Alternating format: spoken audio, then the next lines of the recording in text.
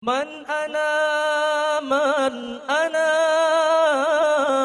man ana laulakum.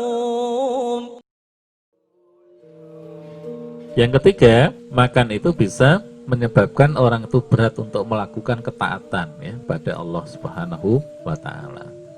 Yang keempat, orang itu kalau perutnya kenyang, idza sami'a kalamal hikmah, kalau mendengarkan ya kata-kata yang hikmah apa?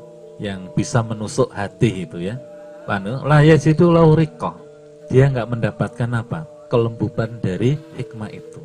Jadi kalau orang itu perutnya kenyang, ini hatinya itu nggak apa? Nggak cair gitu. Sehingga ketika dikasih ilmu, dikasih apa ya, itu nggak masuk gitu.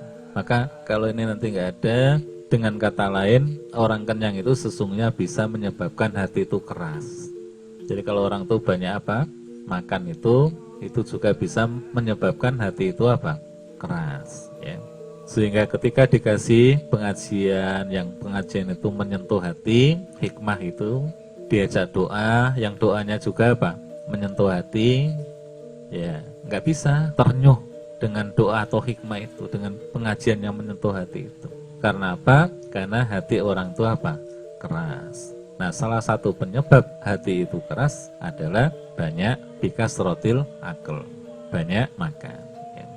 Kemudian yang kelima, idza takallam bil mau'idhah wal hikmah la yaqa'u fi qulubin nas. Jadi kalau orang itu banyak makan, ketika nyampaikan mau'idhah hasanah, bahasa-bahasa yang mestinya menyentuh hati, itu nggak bisa menembus ke hati apa? Orang itu. Jadi itu juga pengaruh. Biar apa yang kita omongkan itu bisa apa? Diterima oleh orang lain, bisa menembus relung hati orang yang mendengarkan itu. Di samping ya aja keikhlasan dari hati kita. Yang kedua itu kita harus apa? Lebih menyedikitkan makan. Ya. Kemudian yang terakhir keenam, itu bisa menyebabkan berbagai macam penyakit al-amrod. Ayyuhi jafihi al-amrod. Bisa menimbulkan berbagai macam penyakit.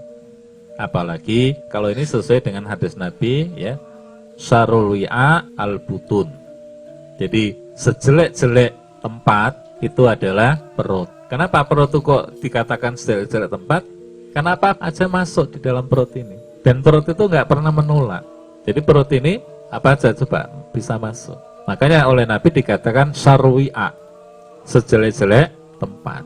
Baru ada penolakan perut itu ya kalau orang itu ada masalah, badan itu ada apa? Masalah. Ketika badannya ini sudah memproduksi ya katakan gula gitu, nah barulah perutnya itu akan apa? Ada penolakan kalau dikasih makan nasi banyak itu. Nah, kalau orang sudah punya keluhan tensi umpamanya, biasanya kalau makan kambing banyak ya, itu juga sudah karena apa? Penolakan.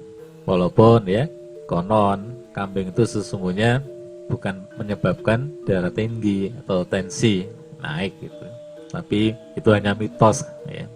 Jadi baru-baru ini ahli gizi itu mengatakan gitu ya Pak Dokter ya.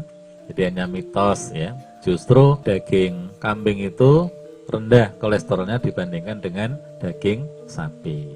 Nah jadi orang kalau baru ada keluhan di badannya itu ya baru akan menolak beberapa makanan. Tapi ketika belum ada keluhan, apa saja bisa masuk.